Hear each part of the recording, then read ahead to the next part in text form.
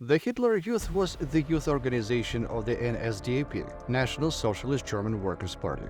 It was created under Hitler's party in 1926 as a children's and youth movement designed to consolidate, unite, and educate German youth in the spirit of National Socialism. The organization was divided into two age and two gender groups. For boys and girls, as well as for the following age categories, children from 10 to 14 years old formed the junior group, and teenagers from 14 to 18-year-old were combined into the senior group. In junior groups, boys were called Deutsche Jungwald and girls Jungmittelbund. In senior groups, boys were called Hitler Jugend and girls were called Bund Deutsche Mittel. Usually, in common parlance, all members of the NSDAP children's and youth organizations were simply called the Hitler Youth. Each group has its own symbols and insignia. The Hitler Youth was one of Führer's favorite creations. Here's from the speech of Adolf Hitler himself. These young people, they don't learn anything other than to think in German, act in German. And when these boys and girls at the age of 10 come to our organizations and often only there for the first time receive and feel fresh air, after 4 years we send them to the Hitler Youth, where we'll leave them for another 4 years. In the next 2 years the Wehrmacht will take over. And when they return in 2, 3 or 4 years, we will immediately take them to the SA, SS, etc. And they will never be free again for the rest of their lives. This is how the German Führer outlined the entire life plan for present and future German generations. The last phrase of this another fiery speech by Hitler is perhaps the most important part here. They will never be free all their lives. So if translate the words of the German dictator into ordinary language, it should sound something like this. For the subhumans of lower races, we will have a concentration camp of horrors. And for true Aryans, we will have a preferential concentration camp with all the comfort and convenience, but also no freedoms. Something like this if we interpret Hitler's speech correctly. So how were Hitler's delusional misanthropic ideas translated into reality? And here's how. It must be said that in order to cultivate the spirit of collectivism and mutual assistance, at the same time mutual surveillance of the organization, which was headed by Hitler's comrade in arms Baldur von Schirach until the age of 40, much attention was paid to the multifaceted development and education of the younger generation. The organization from the very beginning was ideologically militarized, so great importance was given to sports activities. In addition, they practiced hiking to hard-reached places and watching films and theater performances together. Ceremonies were also of great importance. For example, admission to the organization took place in a solemn atmosphere once a year, on April 20th, Hitler's birthday. Until 1935, joining the Nazi youth organization was voluntary. However, since 1936, it has become mandatory.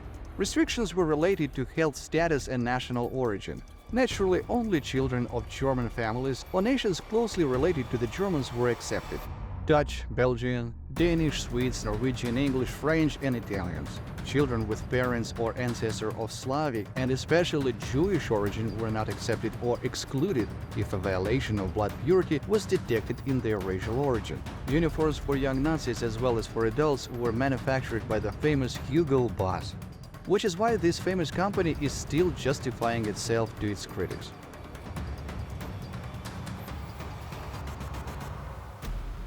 Propaganda was carried out on a grand scale. Therefore, tens of thousands of boys and girls dreamed that they would turn 10 years old as soon as possible to join the organization named after the Führer, who day and night, as they thought, cared about the fate of German youth. In fact, this paranoid man was interested in German youth only as material for an army of steadfast tin soldiers, called upon at the cost of their lives to realize his delusional, cannibalistic plans. The epiphany for those who survived the war came after the defeat of the misanthropic Reich, created by a psychopath. And that was not for everyone. Many remained, if not obvious, then secret fans of the Führer. With the Nazi coming to power, all life in Germany underwent total militarization. This primarily affected young people. The boys of the Hitler Youth were taught how to handle weapons, sport exercises, endurance, and organization skills. Girls to properly manage the household, be diligent wives and future mothers. At first glance, there is nothing criminal in all this. However, it should be remembered that all these events were combined with Nazi ideology. In addition, the real life is always different from official reports. So it was with the Hitler Youth.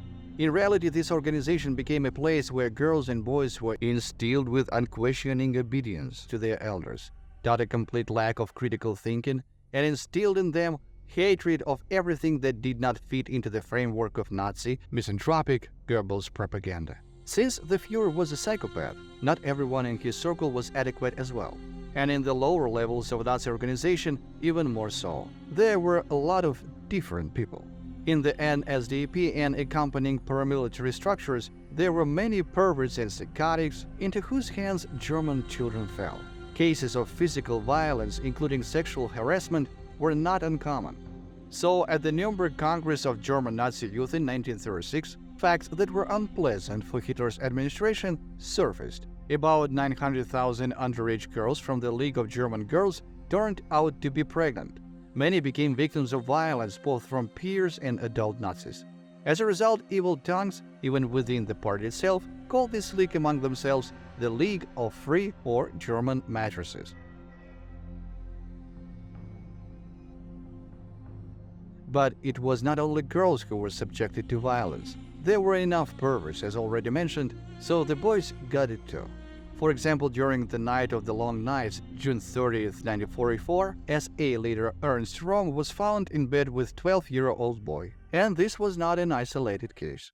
Children from the Hitler Youth who were subjected to violence as a rule were afraid to tell someone about it. Firstly, so as not to be subjected to malicious ridicule and insults from their peers, and secondly, they were simply afraid of their adult guardians. At the same time, children were taught to be steadfast in their fight against the enemies of the Reich. This means not being afraid of the sight of blood, being ready to use violence against representatives of inferior races and those who do not agree with the teachings of the Führer. Often, the elders of the detachments into which the original teams of the Hitler Youth were divided could subject the offending pupil to beating or demand that the execution be carried out by his own comrades in the detachment. After a few years of this so-called upbringing, something sadistically flawed and mentally unbalanced developed in kids. The unbridled militarization of the entire way of life of the German population, and first of all the youth, the indoctrination of ideas of racial superiority, and at the same time depersonalization in front of elders and superiors, became the hallmark of the youth organization of the NSDAP. Thus, the Nazi elite of the Reich turned the future of Germany, its youth, into weak-willed, unthinking, ruthless executors of their inhuman plans. According to the testimony of participants in the liberation of Germany from the fascist infection, in the Eastern and Western theater of operation, the most fierce resistance to the soldiers of the Soviet and Allied armies was provided by German youth.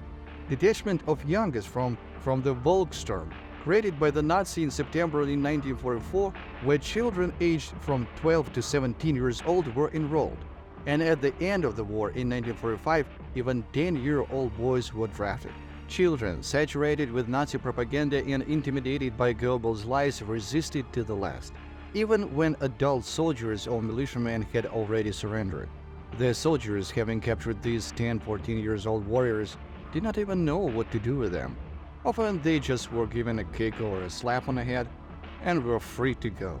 Since members of the Nazi youth organization spent most of their time in the ranks of their groups and detachments, the influence of parents and relatives and school teachers on teenagers was significantly weakened. This was exactly what the leaders of the Reich sought. They needed the Hitler Youth to completely control the younger generation of Germany. Already by the beginning of the 40s of the last century, the rulers of Hitler's Reich could boldly say, "The future of Germany is in our hands," and this was not an exaggeration. Only the future they had prepared turned out to be terrible. Of course, not all German youth agreed with this state of affairs. We have already talked about protest groups among German students. There were also those who categorically refused to join the Hitler Youth. But there were a few such young Germans, people like Helmut Hübner, who was executed by the Nazis in 1942 at the age 17. He was executed for disseminating truthful information about the situation at the front and exposing Goebbels' lies. There were only a few of these brave, worthy young Germans, but they were repressed and bullied not only by the Gestapo, but also by their peers, imbued with the idea of Nazism. Most of the German youth fell under the strong influence of Nazi propaganda and were ready to implement Hitler's plans in the SS, Gestapo, and other units of Nazi Germany. Honor or death was the motto of young Nazis. Whose honor? Whose death? They didn't think about it. And it was from the Hitler Youth that subsequently came the cruel and merciless punishers and wardens of fascist concentration camps.